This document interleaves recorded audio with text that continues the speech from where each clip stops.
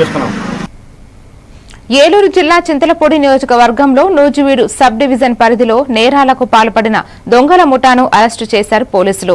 Denduluru police స్టేషన్లో పరిధిలో 21 ద్విచక్ర వాహనాలు స్వాధీనం చేసుకోగా పెదవేగి పోలీస్ స్టేషన్ పరిధిలో 7,10,000 విలువ కలిగిన బంగారం ఆభరణాలు స్వాధీనం చేసుకున్నట్లు ఏలూరులోని జిల్లా ఎస్పీ కార్యాలయంలో ఏర్పాటు చేసిన విలేకరుల సమావేశంలో వెల్లడించిన SP K Pratap Shivakishore. Ganesh alias Naga, Rellipeta, Nuzvid పట్టణం. షేక్ మెహర్ బాబా 22 years, ఇతను కూడా గాంధీనగర్, నూజివీడు. చౌటుపల్లి సుభాష్ 23 years, గొల్లపల్లి గ్రామం, నూజివీడు. Shaik Asifullah alias Asif, Apparao colony, Nuzvid.